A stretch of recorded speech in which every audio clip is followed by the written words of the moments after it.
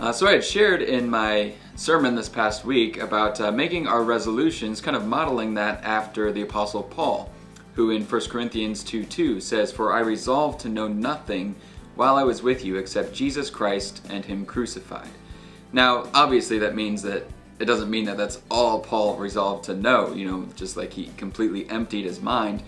But what he's doing there is he was appealing neither to the Jews nor to the Greeks. See, the Jews would have expected a sign or a miracle, so for Paul to emphasize the miracles of Jesus would have kind of pandered to that, whereas the Greeks were really interested in philosophy and wisdom and human wisdom and debate. So to kind of focus on topics like that they would have been interested in also wasn't what he was about. He wanted to make the main thing, which of course is Jesus Christ. Specifically, Paul wanted to talk about and make his main message the person of Jesus Christ, to make it personal. And so I had shared, what if we made our resolutions the same as Paul's, to resolve to know nothing but Jesus Christ and Him crucified this upcoming year. And what would that look like? How would that change our daily interactions if we resolved, maybe not to get caught up in looking for the miraculous or maybe too deep into the theology, but really to make it personal, to seek Jesus. As Revelation talks about, to return to our first love, because it's all about a relationship. Jesus came to save us, to have a relationship with us. He came to dwell among men, to be a tabernacle with us. I shared that as well.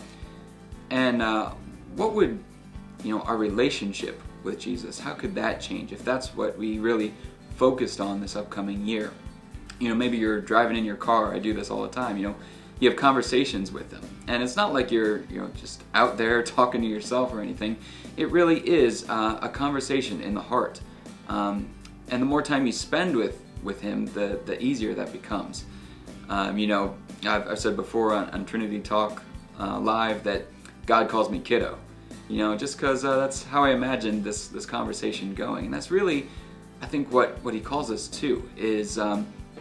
Not to have this set of beliefs that we adhere to. Doctrine is important, but to make it personal to us, because that's what faith is. Faith is personal. It becomes that vehicle which takes you to your destination only once you step into it, only once you, we've used this analogy of putting on a winter coat. Pastor Paul uses this before. I'm just going to keep stealing his his illustrations. But if you get a winter coat and for Christmas and it sits there on the shelf, it looks nice, it's a good gift, but you don't really experience the benefits until you put it on. And it's the same thing with faith. We don't really experience the benefits of when Jesus calls us His friend. We don't really experience the benefits of that until you spend time with Him, speaking to Him. He already knows everything, but talking to Him about your day, how you're feeling, where you're going, what your goals, what your plans and your dreams are, and then asking Him what His plans for you are, and finding out how then you can realign and refocus that to match His. And I think the more that we do that, the more we really see life change. And I think that could really happen for us in 2018.